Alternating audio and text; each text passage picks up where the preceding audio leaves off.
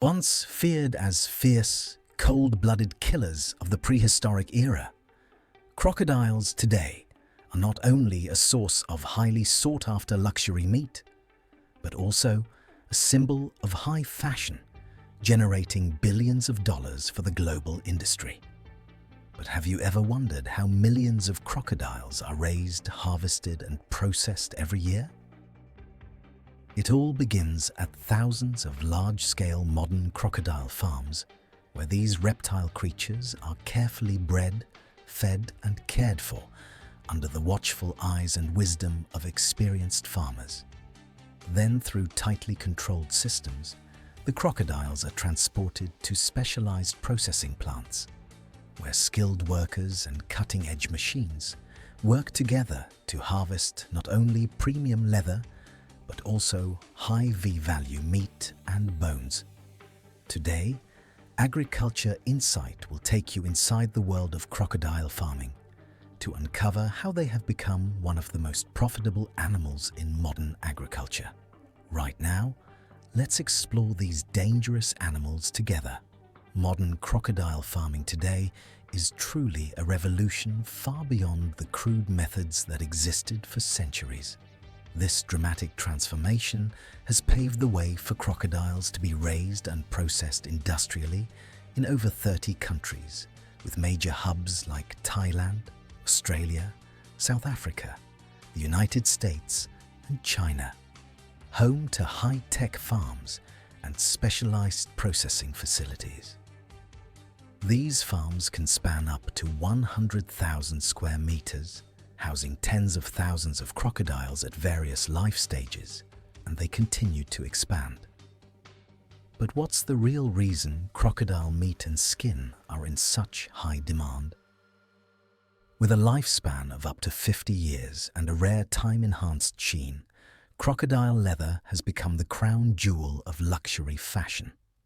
Featured in pieces like the $500,000 Hermit Himalaya Birkin and Louis Vuitton crocodile locket. Even though farm-raised crocodiles have been born and bred in captivity for generations, their primal hunting instincts remain fully intact, which means raising them in massive numbers has never been an easy or entirely safe task. Despite being known as one of the most dangerous reptiles on the planet, a crocodile's life begins from something surprisingly humble. A small egg, not much different from that of a chicken. And it all starts with egg laying. A crucial and standardized step in every modern crocodile farming model. During the breeding season, which typically falls between April and August, depending on the region, mother crocodiles are moved to semi-wild or artificial ponds designed to mimic natural habitats and encourage nesting. Farmers prepare thick, soft and dry layers of sand around the pond's edge to encourage females to dig nests and lay their eggs. At this stage, the mother crocodile will select a spot she deems safest and dig a nest, usually about 30 to 50 centimeters deep, in preparation for laying, depending on the species, age, and level of care. Each female can lay anywhere from 20 to 80 eggs per clutch. Because the mother crocodile becomes especially sensitive and defensive during this stage, farmers must collect the eggs swiftly and accurately, ensuring safety before she detects any intrusion and turns aggressive to protect her nest.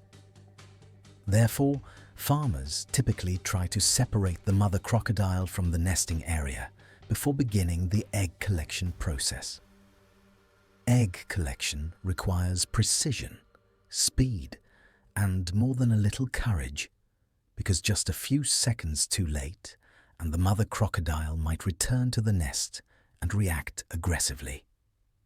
Each egg must be gathered within 24 hours of being laid to prevent it from being eaten, and every single one is carefully marked to indicate its exact orientation. This is crucial as rotating the egg during transport to the artificial incubation area could damage the embryo and ruin the hatch. After being successfully collected from the mother crocodile, the eggs are gently wiped with a dry cloth to remove sand and debris. They are then placed in trays lined with sawdust or on specialized racks, helping to retain moisture and keep the eggs stable. With precise spacing to prevent contact and ensure proper airflow during incubation. They are then placed into an automated incubation system within a climate-controlled environment where humidity is maintained at 90 to 95% and the temperature is kept between 30 degrees Celsius and 33 degrees, creating ideal conditions to maximize hatch rates and ensure healthy embryo development. One fascinating fact is that the gender of baby crocodiles is not determined by chromosomes, as it is in many other animals, but entirely by the temperature during incubation. If the temperature exceeds 32 degrees Celsius, most of the hatchlings will be male. In contrast, temperatures below 30 degrees Celsius tend to produce mostly females. After approximately 75 to 90 days of incubation, the baby crocodiles begin to emit distinctive chirping sounds, signaling that the hatching process is officially underway. After hatching, baby crocodiles are transferred to separate nursery areas. Typically, cement ponds equipped with water circulation systems, temperature control and overhead covers to maintain stable living conditions. In their early stages of life, the young crocs are fed small fish, chicken meat, or high-protein commercial feed to support bone and muscle development and strengthen their immune systems. They're usually fed once or twice a day at fixed times to help establish a consistent biological rhythm and minimize aggressive competition during feeding. Unlike your cow, which takes 18 to 24 months to reach harvest age for meat or milk, crocodiles grow at a rate of 2 to 3 years to reach commercial size. During the fattening stage, crocodiles are fed only 2 to 3 times per week compared to their earlier growth phase. However, the nutritional quality of each meal is significantly enhanced with a high-protein diet specifically designed to optimize both meat texture and skin quality, the two most valuable outputs in crocodile farming. Even though they don't eat daily like other livestock, crocodiles can still suffer from obesity and digestive issues if their feed intake is not strictly limited to under 10% of their body weight. Thanks to this careful feeding management, the fattening process not only helps crocodiles reach their ideal weight, but also ensures they meet the strict standards of the premium meat and leather markets. After a long period of patience and meticulous care, the time finally comes for farmers to reap the fruits of their labor when the fully grown crocodiles reach the ideal size for harvesting. At this stage, the crocodile is temporarily rendered unconscious for a few minutes, using methods such as blunt force trauma to the skull, the pithing method, or remote stunning with electric prods or captive bolt guns. The goal is to make the animal lose consciousness before restraint and transport, reducing aggressive reactions, minimizing struggle, and preserving the quality of both meat and skin. However, as animal welfare becomes an increasingly important and regulated issue in the farming industry, electric stunning has become the more widely adopted method at many modern crocodile farms. Once the crocodile is fully immobilized, workers quickly tie its snout, secure its limbs, and then transfer it onto a specialized transport vehicle. Depending on their intended use, hundreds of crocodiles will be classified before entering the slaughter process, ready to transform themselves into a rich source of protein sought after across the globe and premium-grade hides featured in legendary handbags bearing the names Hermes or Louis Vuitton. Immediately upon arrival at the processing facility, workers use a specialized sharp knife to sever the carotid artery or the artery at the back of the neck, allowing the crocodile to quickly stop breathing and bleed out while still under the effects of electric stunning or sedatives. Immediately after bleeding and washing are completed, the crocodile carcass is transferred to the skinning area, a highly critical stage handled by skilled workers as it involves the most economically valuable part of the animal. Unlike mink skinning, which is done from the hind legs to peel the entire hide along the back, crocodile farms typically use the belly cut method. This technique preserves the soft, wide and evenly toned belly scales, the most desirable section for high-end fashion products. Using fine, ultra-sharp surgical knives, workers carefully cut along the belly and gently separate the skin from the muscle tissue, taking great care not to leave scratches or music tears. A flawless crocodile hide can measure between 40 to 60 inches in length and fetch anywhere from $300 to over $10,000 a piece, depending on its size and quality. Before entering the leather processing phase, the remaining crocodile carcass is moved to the meat butchering section. At this stage, the animal is securely positioned on a stainless steel cutting table, and skilled workers carefully separate the major muscle groups, including the tail, back, flanks, and neck, one section at a time. The tail in particular is highly priced, making up nearly 50% of the total marketable meat. It's considered the finest cut, known for its white, lean, protein-rich texture, and is often featured in local delicacies or served at upscale restaurants. One of the most crucial steps that determines up to 80% of a crocodile hide's commercial value is the initial preservation phase. Designed to maintain its quality and prepare it for advanced tanning processes. After being thoroughly cleaned with high-pressure cold water and meticulously scraped to remove any remaining debris, fat, or connective tissue, the hide undergoes either dry salting or deep freezing at the 18 grease T's to 20 to 25 degrees, especially when the tannery is not located near the farm. This preservation method effectively halts biological decomposition, protects the natural grain pattern, and preserves the hide's structural integrity before it enters the high-end tanning and finishing stages. Finally, before being sent to the tannery, the hides are manually graded based on criteria such as size, thickness, belly scale uniformity, and the presence of flaws. Next, the high-quality crocodile hides enter the intensive tanning process, a series of carefully controlled steps that can take anywhere from between 5 and 21 days, requiring advanced techniques and strict oversight. The hides are first soaked in chemical or bioenzyme solutions to relax the collagen fiber structure. Then comes the actual tanning stage, where agents like chrome or natural tannins are infused into the leather to prevent biological decay, enhance durability, and improve water resistance.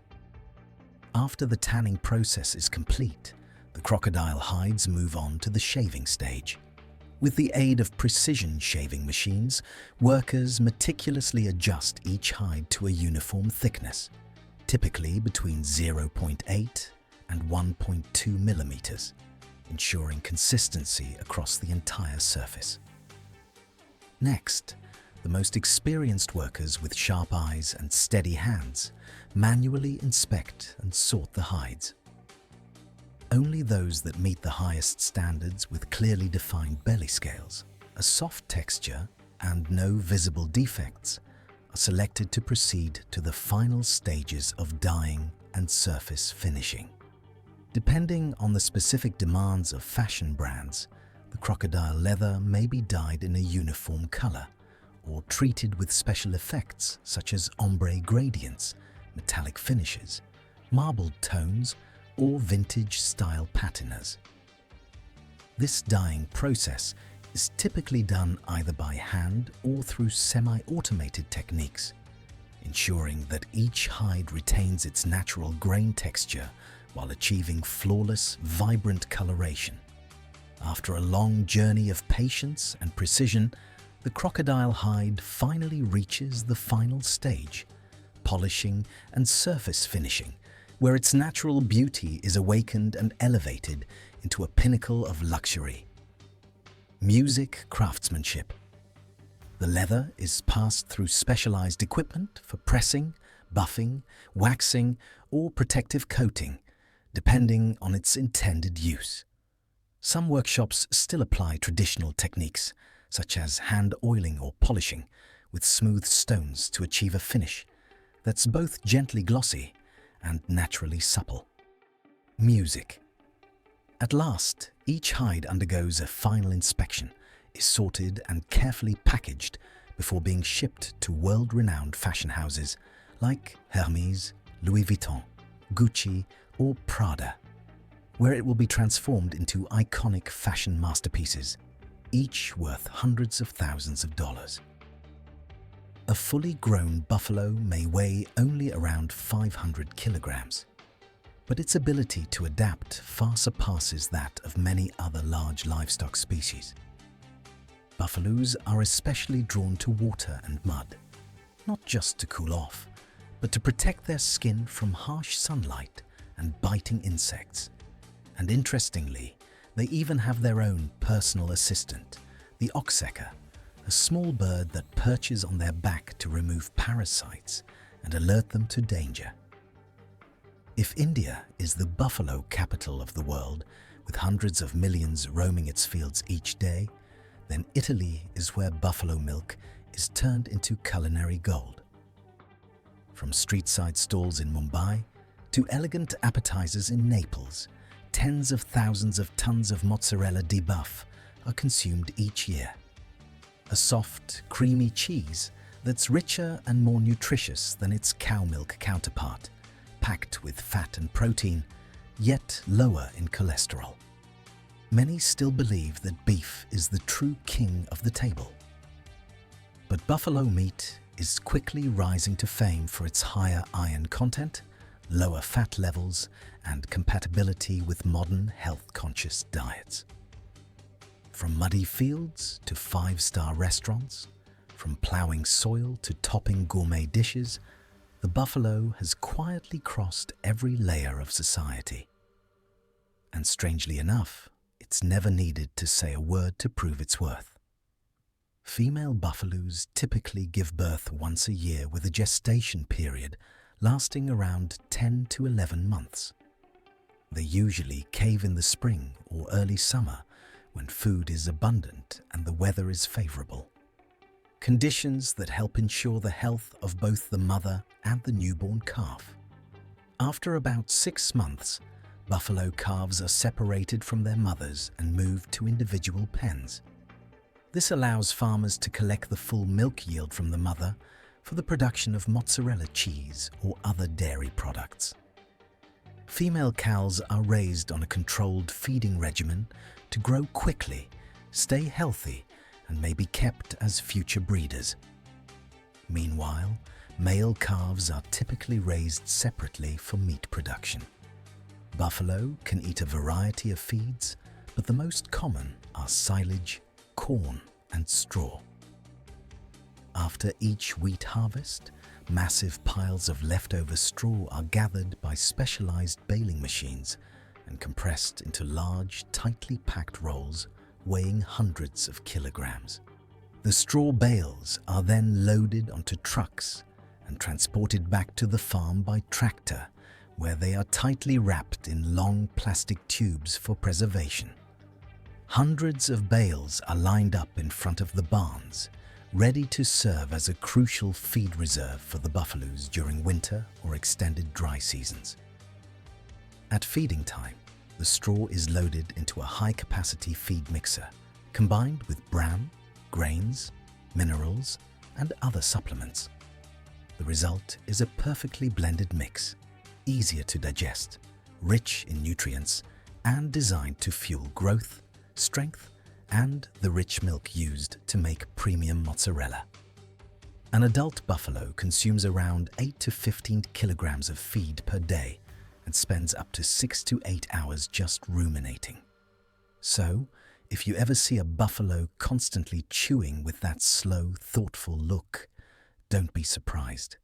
It's just enjoying a second round of the same meal straight from its own stomach. And after hours of chewing and re-chewing their meals, what do you think buffaloes do next? That's right, they go for a bath. Bathing is usually scheduled around 9 a.m. or 3 p.m. when the sun is less intense.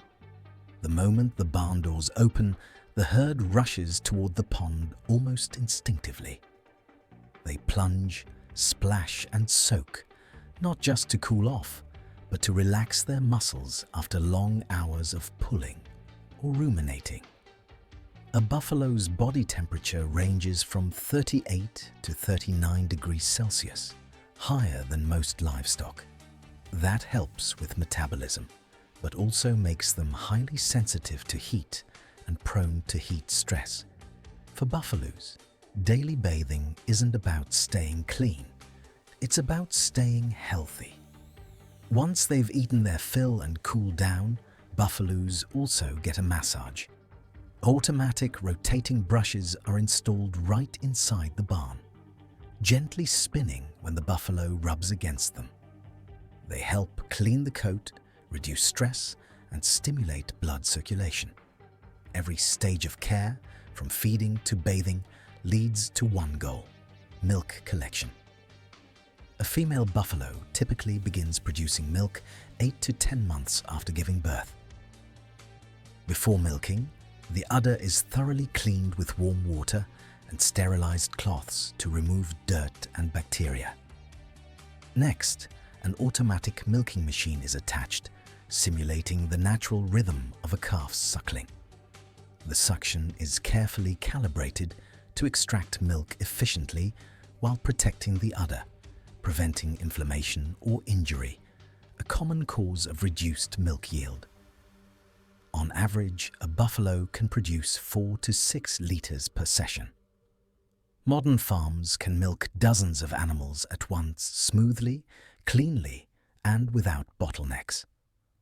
The milk then flows through a sealed stainless steel pipe system and into a cooling tank at 4 degrees Celsius, marking the beginning of its journey into smooth, creamy slices of music mozzarella. When milk enters the cheese factory, it doesn't go straight into production. First, it must undergo strict testing for freshness, cleanliness, and harmful bacteria. Then, key nutritional indicators such as fat content, protein levels, and lactose are carefully analyzed. Only milk that truly meets the standards is kept because even a 0.1% deviation in fat can ruin an entire batch of cheese worth tens of thousands of dollars. To ensure absolute safety before beginning its journey into cheese, the milk must undergo pasteurization. In this step, it is rapidly heated to 72 degrees Celsius for about 15 to 20 seconds, just enough to destroy harmful bacteria without losing its valuable nutrients. Immediately afterward, the milk is quickly cooled to lock in its fresh flavor and prevent any further microbial growth. After pasteurization, buffalo milk is transferred into large stainless steel vats where it enters a crucial stage, coagulation. This is when the liquid milk begins to transform into a semi-solid form, separating into 2 main parts: curd, the solid portion that will become cheese, and whey, the liquid that will be removed later. To trigger this process, Rennet is added, a traditional enzyme extracted from a young calf's stomach or produced using modern microbial fermentation. Rennet causes the milk proteins, primarily casein, to bond together, forming a gel-like network that traps fat and essential nutrients. Once the rennet is added, an automatic stirring system gently agitates the mixture for 30 to 40 minutes to ensure even distribution of the enzyme. The stirring must be precisely controlled. Too vigorous and the curd may break prematurely. Too weak and the milk could settle unevenly, leading to inconsistent cheese quality. After stirring, the mixture is left to rest for about 30 minutes, allowing the curd to naturally sit. Once the curd has formed, slow-moving wire blades begin to cut it into small uniform pieces about the size of corn kernels. Cutting increases the surface area, allowing whey to separate more easily. Immediately after cutting, whey starts to rise to the surface. The mixture is then gently heated to around 38 to 42 cells, helping the curds contract and release more weight. This step plays a key role in shaping the final texture, moisture level, and even the flavor of the cheese. As the whey separation process finishes, the massive stainless steel vats begin to tilt slowly from, with soft elastic masses of curd, slide down the chute like slabs of condensed milk being released from a giant metallic mold. This is the curd, the concentrated essence of hundreds of layers of fresh buffalo milk. These ivory white curds are still warm, delicate, and fragile. Before they can be transformed into cheese strands, they must be evenly cut. In the prep area, workers use knives or semi-automatic cutters to divide the curds into smaller, uniform blocks, precisely measured. This step isn't just for convenience. It allows heat and salt to penetrate evenly, ensuring the final cheese develops the signature stretch, gloss, and elasticity that define true mozzarella. And this is one of the most anticipated moments in the entire cheesem process. After being finally shredded, the curd is transferred into a specialized stretching and mixing machine.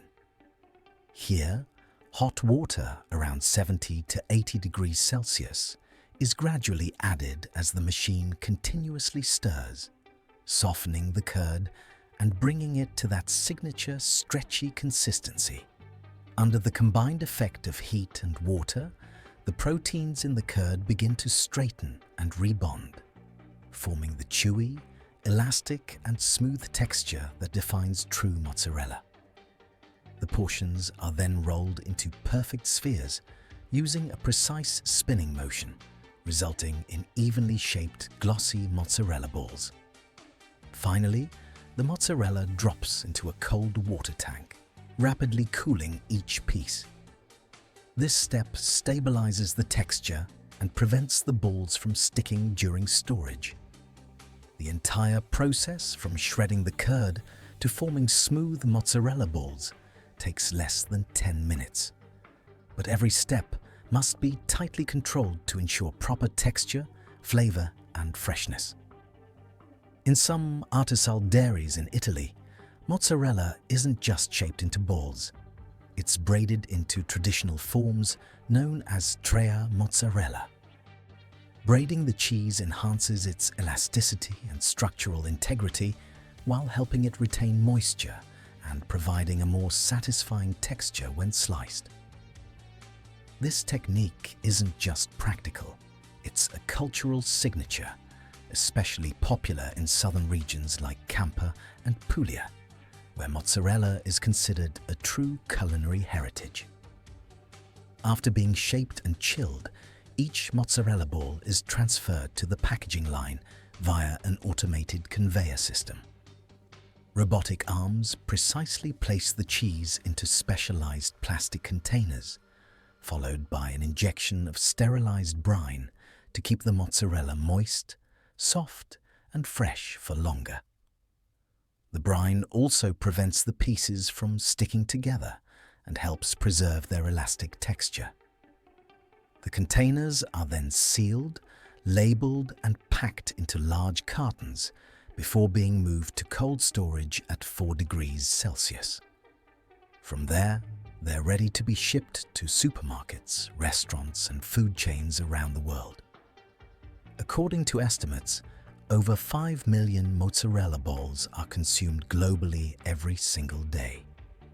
From pizzas in New York to caprese salads in Rome, a staggering number for a cheese that lives in water and never dries out. Buffalo don't just give us rich, milky mozzarella. They're also a source of lean, flavorful red meat packed with protein. Now, let's follow their next journey as they enter the advanced processing lines of modern meat factories. After a long journey from the farm to the factory, buffaloes are first brought into a resting area to stabilize their condition. This short break helps reduce transportation stress and ensures the meat retains optimal quality. Next, trained staff conduct a health check on each animal, measuring body temperature, monitoring heart rate, and recording physiological data.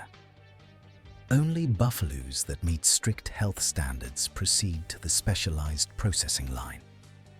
Some large-scale facilities can handle up to 1,000 buffaloes per day, using automated systems designed to ensure hygiene, safety, and animal welfare. India alone supplies 20% of all buffalo meat traded globally, making it the world's largest exporter. That means 1 in every 5 buffalo steaks on the global market likely started its journey in the Indian subcontinent. The processed carcasses are then moved onto conveyor belts, where precision cutting systems divide the dense, lean buffalo meat into standard sections. Unnecessary parts like hide, fat, or internal organs are removed during this stage. Clean meat is then trimmed into specific sizes, large cuts for restaurants or thin slices for retail. The cuts are quickly sent to freezing chambers, maintained at 18 degrees Celsius for 72 hours, preserving freshness and extending shelf life. Once they meet temperature and time requirements, the portions are vacuum sealed, labeled and packed into insulated boxes. From there, these fresh red cuts are ready to be shipped to supermarkets, commercial kitchens and dining tables around the world. If you enjoyed this video, don't forget to like, share and subscribe to the channel. Now, let's dive into the next chapter of our journey, where more fascinating surprises await just ahead. Brazil may boast the biggest numbers, but numbers alone don't define the future. The real game changers in cattle farming are unfolding in Australia and the American West, where million-acre ranches, helicopter hearing, and AI-driven management are rewriting the rules of the industry. Here, on fields that stretch endlessly toward the horizon, thousands of massive, bellowing cattle tremble with excitement, eagerly waiting for the gates to swing open so they can charge into the lush green pastures ahead. In the past, herding such a massive group was a grueling, labor-intensive task, relying on cowboys on horseback, ATV riders, or workers on foot braving the elements. But today, thanks to aviation technology, especially helicopters, what once took hours and many people can now be done in mere minutes. On sprawling ranches where a single property can span millions of acres, one skilled pilot can do the work of 10 to 20 people with incredible precision and efficiency. Flying low over the herd, the chopper spots stragglers, gently nudges them back into line, and guides the entire group in the right direction, all without causing panic or stress. Beyond saving time and reducing labor costs, helicopter hearing also allows ranchers to detect early signs of trouble. such as fatigue, injury, or illness in the animals. Music. Helicopters aren't just used to monitor and manage cattle from above. In some cases, they're also used to transport them. This method is especially helpful in rugged terrains or when there's an urgent need to move a small to medium number of cattle quickly. Beyond its flexibility, helicopter transport also helps reduce stress on the animals compared to ground transport that could take several hours or even days. Some lucky cows even get the honor of taking flight by helicopter, landing on carefully selected pastures, areas with fresh grass, clean water, favorable climate, and modern livestock infrastructure. Today, herding cattle by helicopter has become a powerful symbol of modern agriculture, where humans no longer chase livestock from behind, but guide them gracefully from the skies. But feeding these giant herds is just as crucial as moving them. Let's head to the fields where it all begins, with the harvest. To ensure a high-quality food source for the herd, modern farms invest heavily in grass harvesting systems. Today, high-powered mowers are used to cut quickly, cleanly, and evenly across vast fields. After mowing, teeders spread the grass evenly to speed up the drying process, followed by balers that compress it into large round bales for easy transport and storage. For grass destined for silage, specialized harvesters chop it into smaller pieces and load it directly into transport trucks, ready for fermentation. Music. Once harvested, all the forage is brought back to the farm where it's stored in cool warehouses or silage pits, ready to be included in scientifically balanced meals for healthy, thriving cattle. To precisely blend the ingredients, modern farms use automatic TMR mixers, massive machines capable of handling several tons of material per hour. These mixers ensure that every cow receives a consistent and nutritionally balanced portion. Would you trust a robot to feed your entire herd? These farmers do, and here's why. Once mixed, the feed is loaded into automated feeding vehicles or robots, which move along the feeding alleys in the barns. These systems distribute the feed into each trough precisely, on schedule, and according to preset portions. Some units are even equipped with sensors to detect leftover feed and automatically top it up when needed. As a result, with just a few simple operations, tens of thousands of cattle on mega farms, some housing up to 30,000 or even 100,000 head, can be fed a complete, clean, and consistent meal without the need for an entire crew of workers shoveling feed by hand like in the old days. But as farming evolves and becomes smarter, the big question remains: how do we ensure it's humane, sustainable, and balanced? A well-fed cow is a happy cow. But living in a clean, comfy barn, that's next-level cow care. One of the most commonly used tools is the automated manure scraper, which operates on a preset schedule. Cattle farming has long been under fire for its environmental impact, especially when it comes to cows and their fame. Tootsies sounds funny, but each cow can fart out up to 100 kilograms of methane per year. And that amount of gas is equal to driving a car over 14,000 kilometers. But today, many farms are testing methane-reducing feed additives, waste-to-energy systems, and even carbon offset initiatives to build a more sustainable future for beef. When the cows reach their optimal age, they begin their final journey from the farm to the food processing facility. Before transportation, each animal undergoes a final health check to ensure no individual is sick or injured. At the gathering point, farmers carefully spread a thick layer of sawdust or dry straw on the loading area floor. A small step, but one that makes a big difference in comfort throughout the journey. Next, the cattle are calmly guided through a narrow, curved chute with side barriers. This curved design mimics a natural path, avoids sharp corners that might cause panic, and helps the animals move in order without crowding or turning back, minimizing stress before boarding the truck. At the end of the chute, specialized livestock transport trucks await. Inside, these vehicles are equipped with strong ventilation systems, soft lighting, anti-slip flooring, and even automatic water dispensers for long journeys.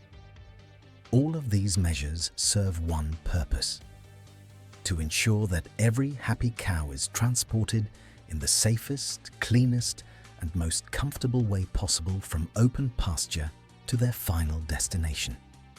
Upon arrival at the processing facility, the cattle are guided into the receiving area, where every step is carefully monitored to ensure biosecurity and animal welfare. Some see this as industrial progress. Others call it cold and mechanical. But for billions of people, this is how dinner gets to the table. Unlike pigs, which tend to adapt quickly to new environments, cattle are more sensitive to change. For that reason, allowing them to rest before slaughter is not only a technical requirement, but also a sign of respect and proper care, helping to minimize stress, which could otherwise affect the quality of the meat.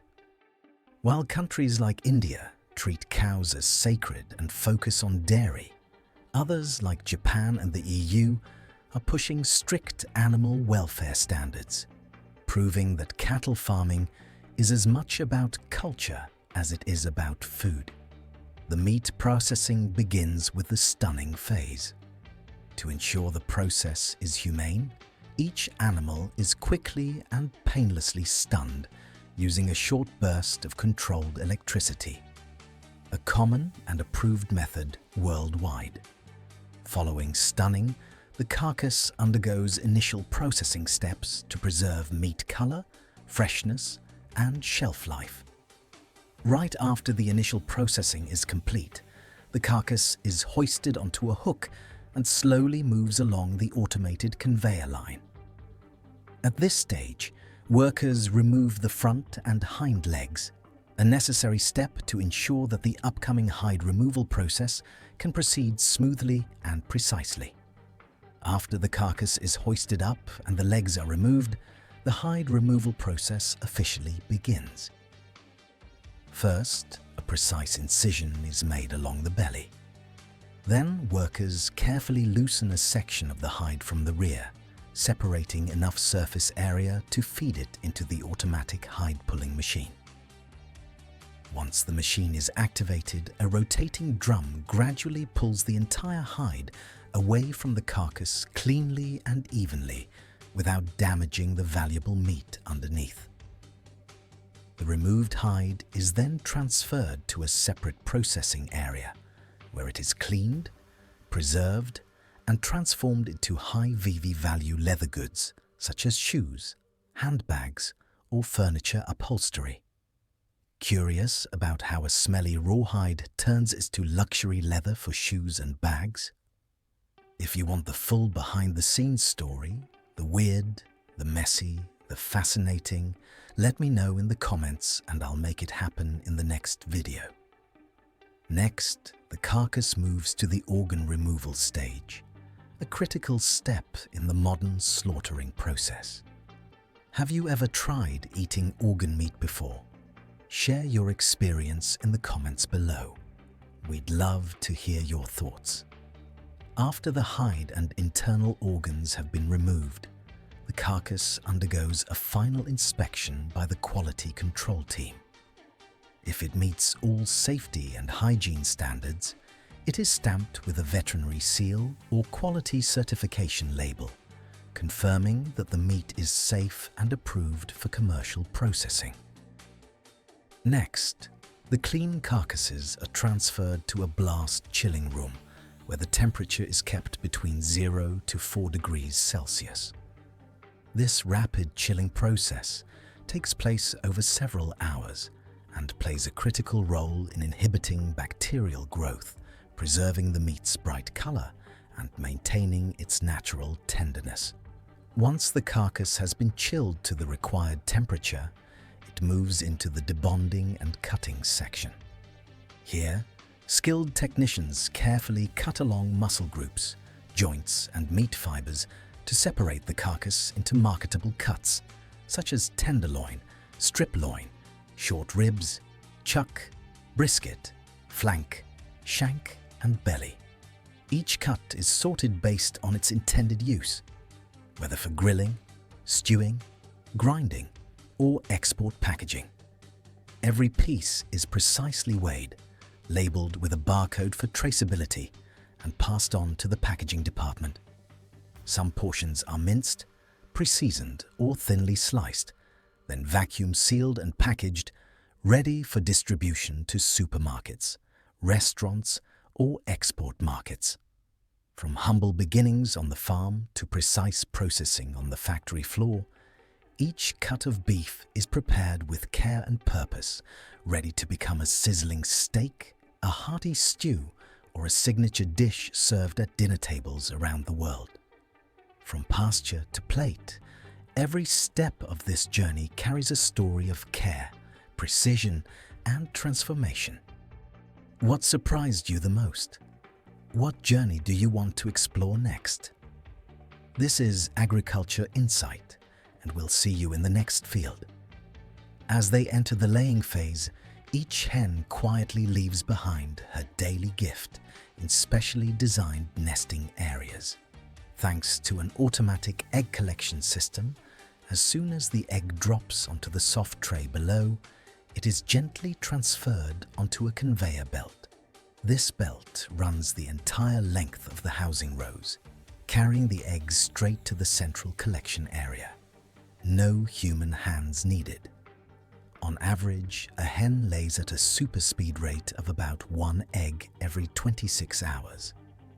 That's why, at large-scale industrial farms, automated systems can effortlessly collect between 200,000 to 500,000 eggs per day. Still having trouble picturing that? Well, imagine trying to eat them all. It would take you over 300 years to finish, assuming you lived as long as a mythical turtle. From there, the eggs are temporarily stored under ideal temperature and humidity conditions before making their way into the processing facilities. After being collected from the farm, the eggs are transported to the processing facility in specially designed trays to minimize impact and preserve freshness. The first step is input inspection. At this stage, the eggs pass through a candling system using LED lights or image sensing technology to detect defects such as cracks, foreign materials, thin shells, or fertilized embryos. Music. Any eggs that do not meet quality standards are automatically removed from the processing line. Next, you would be breaking the law in the United States if the eggs didn't go through the washing section. A warm water spray combined with a mild sanitizing solution helps remove dirt, feathers, and any bacteria that may be clinging to the eggshells. However, in Europe, eggs are not washed. This is because the natural protective layer on the eggshell, called the cuticle, is preserved to prevent bacteria such as Salmonella from entering the egg. Washing is believed to remove this barrier, so instead, European regulations focus on keeping the entire production process clean, rather than cleaning the eggs afterward. Whether the eggs are washed or not, they are then sorted by weight and size. An automated weighing system determines the weight of each egg and assigns it to a standard category, S, M, L, or XL. This process ensures consistency across every carton of eggs sold on the market. Next comes the packaging stage. The eggs are placed into molded paper or plastic trays that help keep them secure and prevent breakage during transport. These trays are then automatically loaded by robotic arms into larger cartons or plastic boxes, which are printed with the packing date, expiration date, QR codes for traceability, and brand logos. Finally, all products are moved to a central cold storage facility where they are kept at an ideal temperature of 10 to 15 degrees Celsius before being turned into the millions of golden rolled omelets we're about to discover next. The process begins by feeding the eggs into an automatic shell-breaking machine capable of handling 5,000 to 10,000 eggs per hour. Mechanical arms gently crack the shells and separate the egg whites, yolks, or keep them whole depending on the product requirements. The separated eggs then automatically drop into stainless steel collection funnels, where a filtration system removes any shell fragments or impurities. Next, the liquid eggs are transferred to a mixing machine, where they are evenly blended with pre-measured seasonings to create a smooth, rich, and consistent mixture. The egg mixture is then pumped onto an automated frying conveyor with a wide heated surface maintained at a stable temperature of around 160 to 180 degrees Celsius. Here, a thin layer of non-stick oil is sprayed onto the surface, followed by a smooth, even spread of the egg mixture. As the egg layer begins to set, the automatic flipping and rolling mechanism gently folds it into soft, uniform rolls. Once the rolled omelettes reach perfectness, the conveyor transfers them to a rapid cooling zone. Equipped with industrial fans, this quick cooling process helps retain the natural softness and glossy texture of the egg. Next, the product moves to the vacuum packing machine, which seals the omelettes airtight, allowing them to stay fresh longer without the need for preservatives. Finally, each package is printed with the production date, expiration date, and a QR code for full traceability before being packed into boxes and delivered to cold storage, ready for distribution.